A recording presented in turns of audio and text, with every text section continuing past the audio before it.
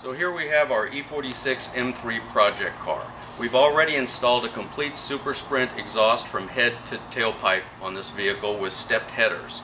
The next project we're doing to the car is going to be the AFE Magnum Force Stage 2 air intake system. The final piece we're going to install is the shark injector. So here's all the pieces for that AFE intake kit. What we've got is an AFE dry filter. We've got the clamps that'll attach the connecting boot to the intake piece that goes on the plenum on the vehicle. You've got the heat shield that protects it and mounts the piece to the fender of the vehicle. And you've got a seal that protects it from any contact under the hood. The instructions are really simple. It's all pictures. You've got 15 steps. It walks you right from the beginning of what's included in the kit throughout what to remove, goes into what to install, and then the final tightening of all the fasteners. So here we are under the hood, and this is going to be a summary of what we're going to remove. We're going to obviously have to remove this snorkel from the front end of the vehicle. This piece will come out. We got the air filter cover. We've got the air intake boot that goes to the plenum. We're also going to disconnect the mass air sensor connector right here. The headlight controller, we've got to take the cover off of it because we've got two fasteners, one right here and one that's slightly hidden underneath the cover right there. So what we need to do is we'll get the cover off, disconnect this. It'll take a screwdriver, it'll take a 10mm ratchet.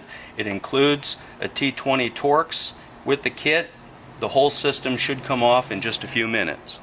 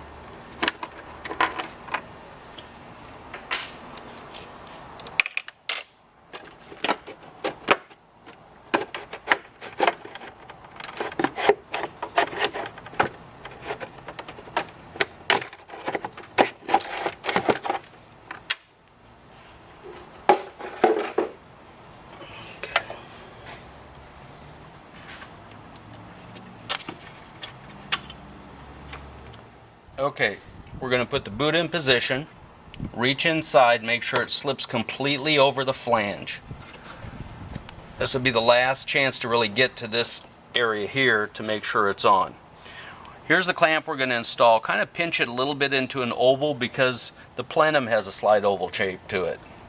Okay, now we're going to install the bracket that holds the intake system. Now what you want to do is you got two fasteners down here on the factory air filter mount. You've got the front one, which this is the one we're going to use. The rear one, you don't use that anymore. So I'm going to make sure this slides over the first stud, aligns with this, leave it in position.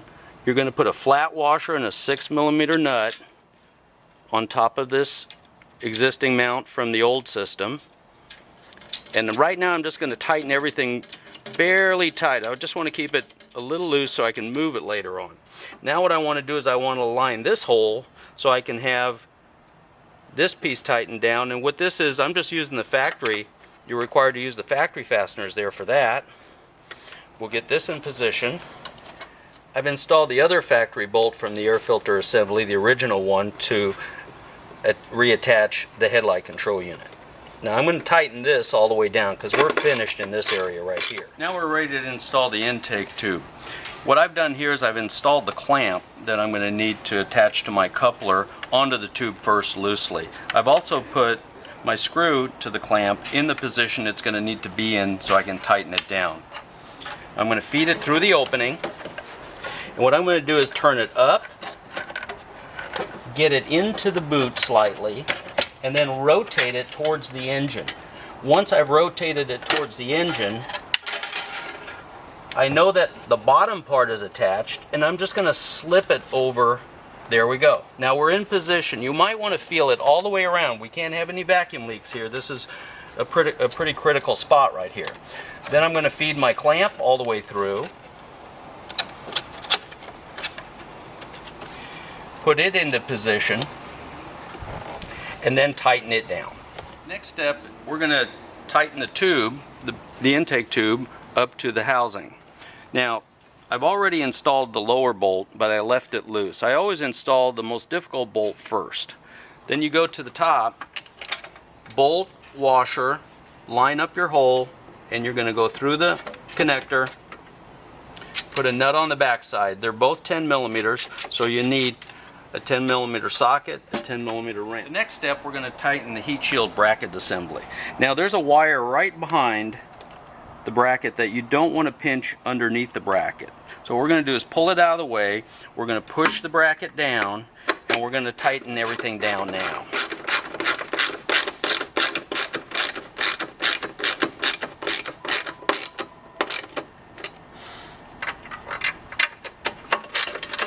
Now we're going to install the heat shield for over this water hose right here.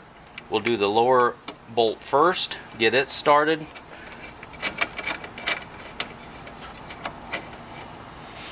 And don't tighten anything until you get both pieces started, because that'll allow you to move it and align it.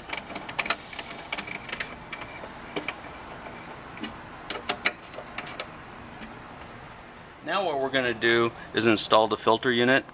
And what we're going to do first is put the clamp over. I always make sure that I can get to the screw real easily. Open the clamp up as large as you can so it doesn't, before it disconnects, just so you have plenty of room to slip it over the filter. And then make sure it's on the filter all the way around the bottom and tighten the screw. Next step is we're going to take the mass air sensor and we're going to remove it from the factory air filter cover, and we're going to install it into the intake of the AFE. You've got two Torx head screws right here, and you get the bit included with the kit. You should have a nut driver to do that. And what we're going to do is remove this. It goes in a certain direction. You won't be able to mix it up. Basically, the arrow part points towards the intake. What we're going to do right now is remove the piece from the factory filter housing and then reinstall it into the AFE unit. Now what we're going to do is install the seal that comes with the AFE kit over the mass air sensor. Go all the way to the bottom. It's a different type of seal. It's a surface seal rather than the O-ring the factory puts on it. You want to make sure it gets a good seal. It's like a foam seal. Now I'm going to snug them down.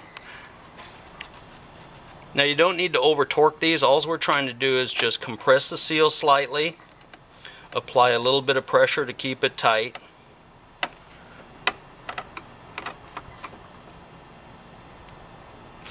Then you're going to take your mass air sensor wire and we're going to snap it right into position. Next we're going to install the headlight control unit cover.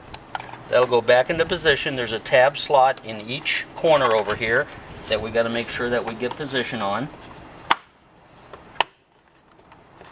In position. We'll take our wire harness, pretty self-explanatory, a large one, a small one. Put your boot over it because we don't want any moisture inside. Same thing with this. It'll fit in, you'll feel it snap in. Put the boot over it and it'll fit inside.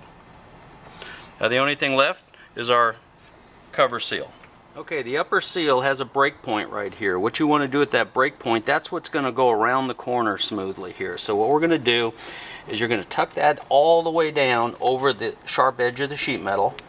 More of a protection than for you and for the vehicle's hood pad. If you're interested in an AFE intake system for your vehicle, go to bmpdesign.com.